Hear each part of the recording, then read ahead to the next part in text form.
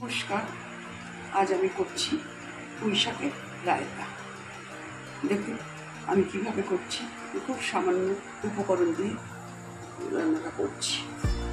আর আপনার সঙ্গে পরিচয় করে দিই। আমি কড়াইতে সরষের তেল দিয়েছি 4 চামচ। তেলটা একটু বেশি লাগবে। নিয়েছি দুটো পেঁয়াজ, বড় পেঁয়াজ, আর 4টে কাঁচা লঙ্কা।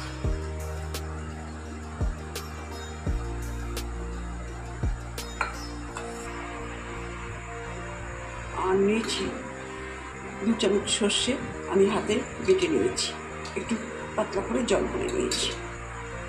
পুঁই শাকের খালি পাতাগুলো আমি নিয়েছি, এতে একটু ডাঁটা পড়বে না, শুধু নরম পাতাগুলো নেব। আর নুন নিয়েছি, আর লাগছে সর্ষের তেল। তবে প্রথমে আমি পেঁয়াজগুলো ছেড়ে দিচ্ছি। তেলটা দিয়ে দিয়েছি, গরম হয়ে গেছে। আমি পেঁয়াজগুলো ছেড়ে দিচ্ছি।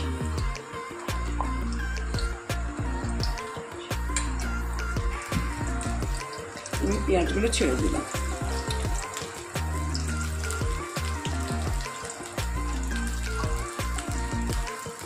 পেঁয়াজগুলো ভাজা হতে থাকবে।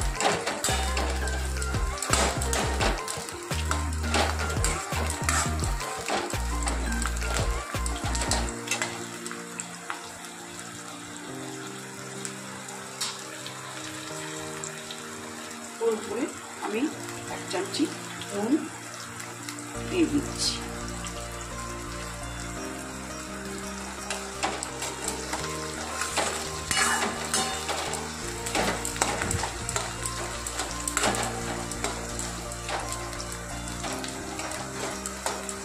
পেঁয়াজগুলো একটু মুচমুচে ভাজা হবে, তারপরে আমি শাকগুলোকে দিয়ে দেবো।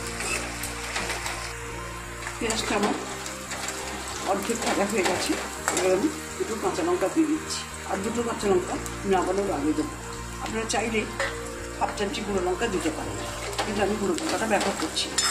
এতে হলুদটা লাগবে না। খুব সামান্য উপকরণ, ঘরোয়া পদ্ধতিতে অপূর্ব স্বাদে একটা পুঁই শাকের রেসিপি করছি।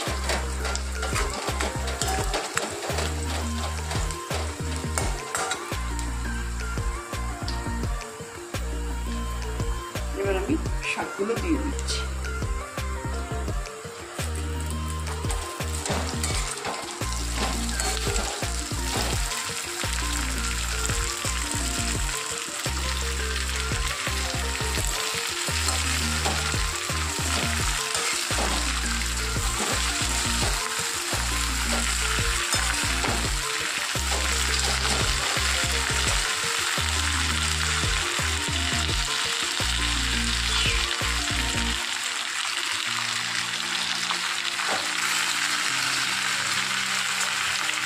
শাকগুলো একেবারে না দিয়ে অল্প অল্প করে দিলে মশলাটা ভালোভাবে মাখামাখি হয়ে যাবে। এতে মশলা বলতে একটু নুন দিয়েছি এই পর্যন্ত। এবার বাকি মশলাটা শুকনো করবো, শাকগুলো একটু ভাজা হয়ে যাবে।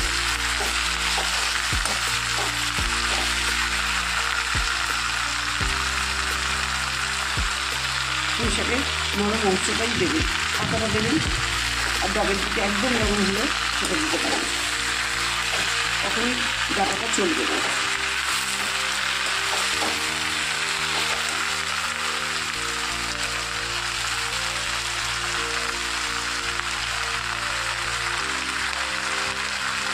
এবার আমি অল্প সময়ের জন্য এটা ঢেকে দেবো, যাতে শাকটাকে নিয়ে তোলা ভাজা হয়ে যাবে। আমি সিমে করে ঢেকে দিচ্ছি। গ্যাসটা কমিয়ে দিই, গ্যাসটা কমিয়ে দিয়ে একটু ঢেকে দিচ্ছি। ফিরে আসলাম 2 মিনিট পর। আমি মাঝখানে ঢাকাটা খুলে 2বার নাড়িয়ে দিয়েছি। একেবারে ডিমে আঁচে তো করছি, ভালো লেগে যাবে তলাটা। যতটা পাতাটা একটু নিয়ে পড়ছে ততক্ষণ এটাকে ভাজতে হবে। আর এবার হয়ে এসছে, আমি এটা সর্ষেটা দিয়ে দিচ্ছি। সামান্য একটু নুন দিচ্ছি, অল্প একটু নুন দিচ্ছি।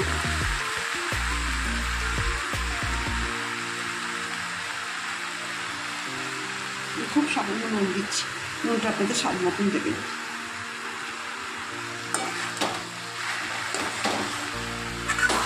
এবার আমি সর্ষেটা দিয়ে দিচ্ছি।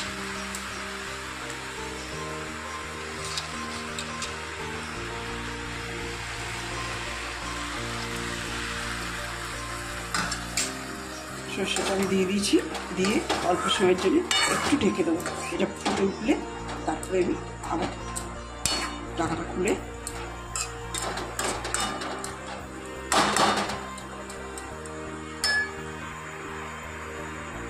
আমি ঢাকাটা খুলে দিচ্ছি। দেখি কতদিন হলো।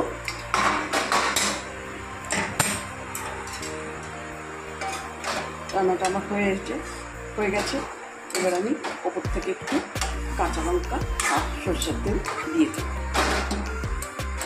রান্নাটা খুবই সিম্পল, কিন্তু ততটাই সুস্বাদু।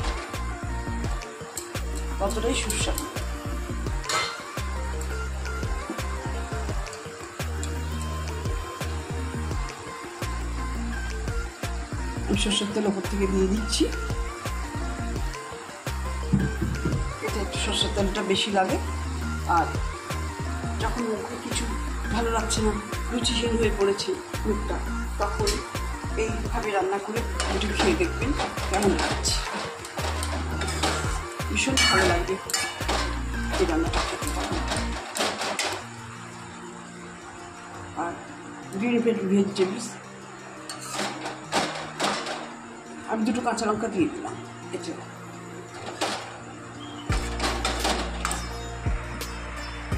তবে দেখুন, হয়ে গেল আমার অপূর্ব স্বাদের পুঁই শাকের রায়তা। গ্রিন ভেজিটেবলস ভিটামিনে ভরপুর। আপনারা এইভাবে করে খেয়ে দেখবেন, ভীষণ ভালো লাগছে। অবশ্যই কমেন্টসে জানাবেন যে আপনাদের কেমন লেগেছে। আমি কখনো এইভাবে করে খেয়েছেন কিনা সেটাও আমাকে জানাবেন। তাহলে প্রথম থেকে শেষ অবধি ভিডিওটা দেখার জন্য আপনাদের অসংখ্য ধন্যবাদ। নমস্কার।